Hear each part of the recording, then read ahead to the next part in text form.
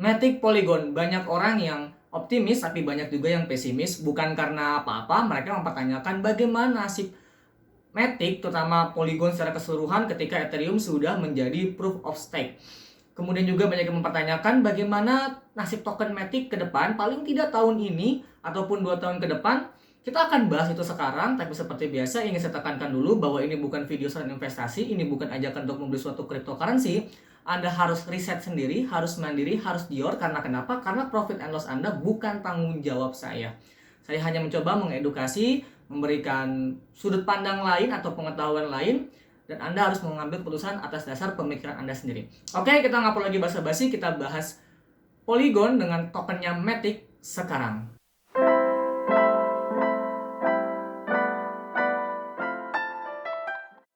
Saya sering main ke forum-forum di luar, di negara luar gitu. Saya juga sering masuk ke forum-forum di Telegram.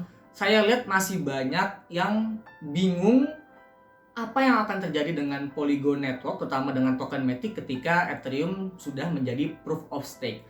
Saya juga sama, saya juga bingung waktu di tahun lalu, di sekitar Juni atau Juli atau Agustus, saya juga lupa sih. Tapi sekitar situlah saya bingung, kira-kira Matic masih berguna nggak ya?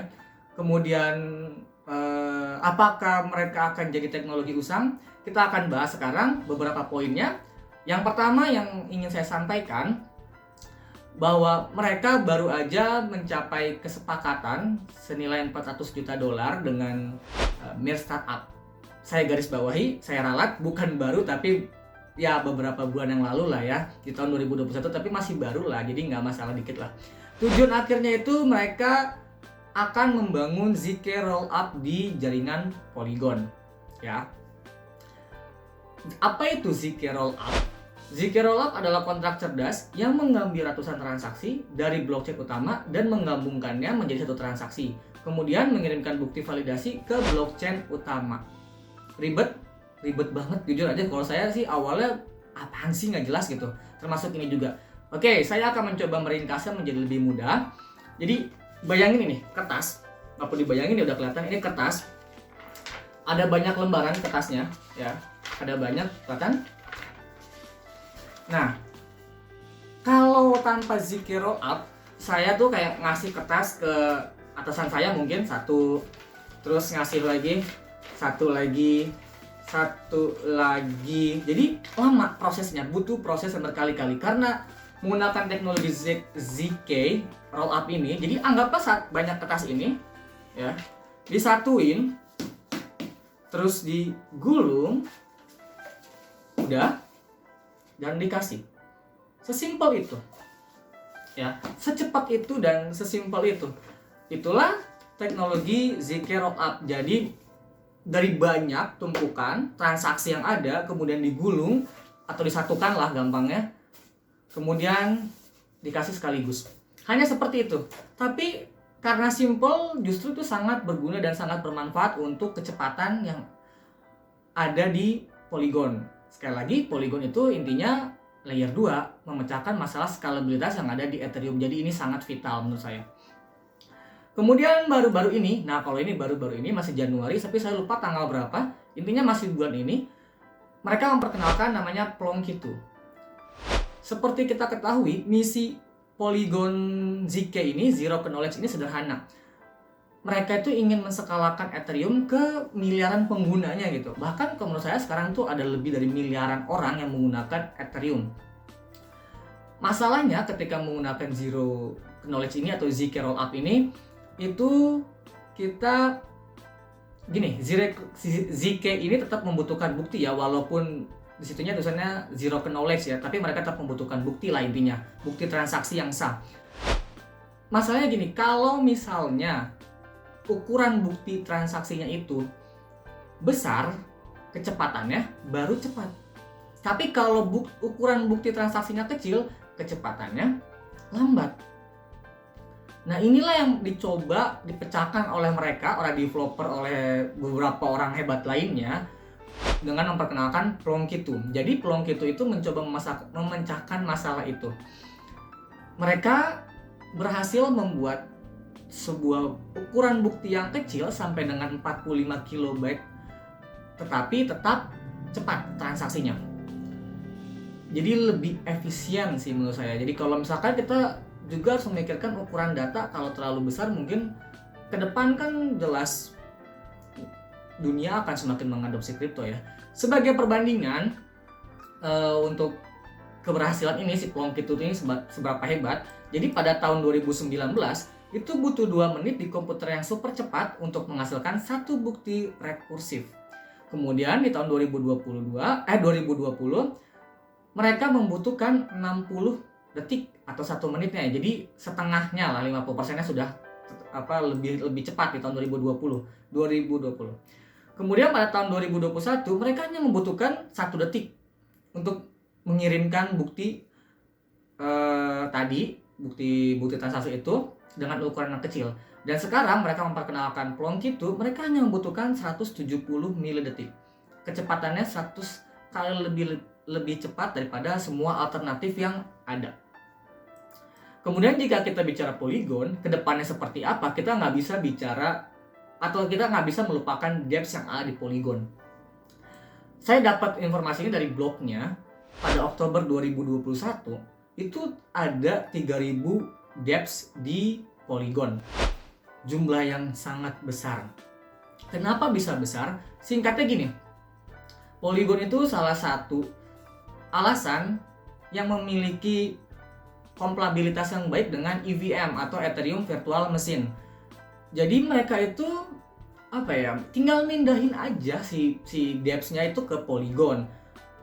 Karena hal itu juga, karena skalabilitas juga, mereka lebih mudah mengajak pengembang-pengembang yang udah mapan gitu, yang udah nyaman di Ethereum untuk pindah ke Polygon. Kemudian yang kedua, kenapa bisa banyak dApps kemarin tahun 2021 sampai 3000 dApps, bahkan saya rasa sekarang sampai ke depan pun akan terus bertambah di jaringan Polygon. Yang pertama itu kekurangan Ethereum itu sendiri, yaitu skalabilitas. Jadi terutama kemarin ya, tahun-tahun kemarin itu sangat-sangat besar. Ethereum itu kalau transaksi bisa sampai $200, sedangkan kalau kita transaksi yang sama di Polygon itu cuman memakan sekitar $100 lah ya. Jadi setengahnya lah, lebih irit daripada di Ethereum itu sendiri. Karena hal itu juga yang membuat orang kayaknya lebih enak dipindahin ke Polygon ya waktu itu. Terutama karena mereka sangat kompatibel dengan EVM-nya. Terlepas dari Ethereum akan menggunakan POS ke depan, Proof of Stake ke depan, saya rasa Polygon akan tetap dibutuhkan. Sebagai gambaran gini deh, kalau kita di jalan tol, kita tetap kadang-kadang ada dua pilihan, kita mau pakai jalan layangnya atau mau pakai di bawahnya. Kayak waktu kita dari Jabodetabek pengen ke wilayah Jawa Barat, terutama mungkin ke Bandung ya, untuk teman-teman yang tinggal di wilayah Jabodetabek pengen ke Bandung, kalau lewat Cikampek itu ada 2 pilihan, pengen lewat bawah atau pengen jalan layangnya, jalan MBZ-nya. Tujuannya sih simple, intinya simple, mereka ingin tidak ada kemacetan. Begitu pula juga dengan layer 2 di Ethereum ini. Ethereum tetap membutuhkan layer 2. Karena ke depan adopsi kripto itu jauh lebih besar, jauh lebih gila gitu. Nggak hanya soal transaksi keuangan, tapi juga banyak dApps di jaringan Ethereum tetap ya. Kemudian juga banyak NFT bertebaran dan lain sebagainya. Saya rasa layer 2 tetap akan dibutuhkan, dan Polygon Network dengan token Matic ini menurut saya salah satu proyek dengan dengan segala keunggulannya, segala kemapanannya, mereka itu berada di posisi paling depan di antara para rivalnya. Jadi kalau saya pribadi masih sangat yakin Ethereum akan sangat membutuhkan Polygon sekalipun dia sudah menjadi proof of stake. Kalau saya pribadi, dan saya tidak menyarankan Anda untuk membeli ya. Kemudian yang membuat banyak dApps itu ada di Polygon karena teknologi Polygon itu sendiri. Yang pertama, mereka menerapkan dari awal itu POS atau Proof of Stake. Jelas tidak perlu lagi digugat, tidak perlu lagi debatkan. Proof of Stake jauh lebih scalable dibanding dengan Proof of Work. Kemudian ada Optimism Rollup atau Rollup. Ini memungkinkan transaksi yang hampir instan dan murah. Kemudian ada ZK Rollups yang tadi kita bahas. Kemudian dioptimalkan dengan Plonky itu. Tadi kita udah bahas. Dan terakhir yang ingin saya sampaikan, kenapa saya masih percaya bahwa Polygon akan sangat bullish ke depan. Saya nggak bilang beberapa hari atau beberapa minggu ya, atau bulan, tapi ya harus santai lah gitu, main santai. Karena mereka baru aja mengupgrade jaringannya, yaitu EIP 1559. Upgrade ini sebelumnya udah terjadi di Ethereum, kalau nggak salah namanya tuh Hard Fork London. Itu berjalan atau nggak kemarin jalannya di Agustus 2021. Kemudian juga di BSC udah terjadi. Teman-teman bisa lihat video di sini. BSC juga menerapkan upgrade ini ketika Ethereum sudah upgrade ya. Dan sekarang syukur alhamdulillah Polygon melakukan hal yang sama, melakukan upgrade EIP 1559 di 18 Januari tahun ini. Singkatnya apa? Kita nggak perlu ngebahas yang ribet-ribet. Itu tugas saya untuk menyampaikan ke Anda semudah mungkin untuk dimengerti. Makanya jangan lupa subscribe channel ini supaya bisa dapat informasi yang bermanfaat lainnya. Singkatnya, upgrade ini tuh untuk membuat atau membantu kita memprediksi biaya gas ke depannya lebih akurat. Kemudian juga yang kedua, singkatnya ini membuat Polygon Polygon menjadi deflasi. Kalau kita tahu kan kemarin nggak deflasi ya. Sekarang bisa jadi deflasi. Jadi kalau kita punya Polygon, token kita akan lebih sangat berharga ke depannya. Oke.